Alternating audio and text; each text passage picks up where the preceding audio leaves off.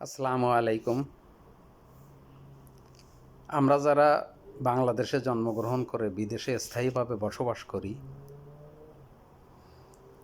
বাংলাদেশ নিয়ে আমাদের অনুভূতিটা যেন একটু বেশি, ফিলিংসটা যেন একটু বেশি স্ট্রং। আপনারা হয়তো যারা দেশে বসবাস করেন, আপনারা বলবেন, তাহলে আমাদের কি কোনো অনুভূতি নাই? অবশ্যই আছে। আপনাদের সকলেরই অবশ্যই অনেক বেশি আছে। কিন্তু কাছে না থাকলে, দূরে থাকলে বা হারানোর বেদনা যে একটু বেশি হয়, সেটাই আর কি। যেমন ধরুন, দেশের দুর্নীতি, অসামাজিক কর্মকাণ্ড, রাজনৈতিক বিপর্যয়, প্রাকৃতিক বিপর্যয়, সব কিছুতেই আপনারা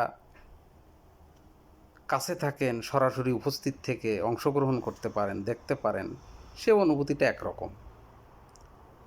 কিন্তু আমরা যারা দূরে থাকি, কোনো কিছুতেই অংশগ্রহণ করতে পারি না, কাছে থেকে কোনো কিছুই করতে পারি না, তাদের অনুভূতিটা যেন আরও একটু কষ্টের বেশি হয়। এই ধরুন, আমরা বিদেশে যে যতই সুখী আছি বা ভালো আছি না কেন, দেশের আত্মীয়-স্বজন, পরিবারবর্গ নিয়ে আমাদের অনুভূতিটা অনেক বেশি স্ট্রং হয়। এই যে বিদেশে এত উপার্জিত পরিশ্রমের উপার্জন আমরা আত্মীয়-স্বজনকে পাঠাই, পরিবারবর্গকে পাঠাই, যেন তারা একটু বেশি ভালো থাকে। বিদেশে কোথাও অনেক বেশি গরম,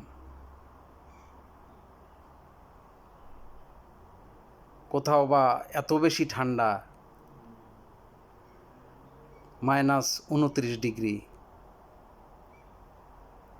কিন্তু বাংলাদেশ, আমার দেশ, এমন সুন্দর নাতিশীতোষ্ণ আবহাওয়া,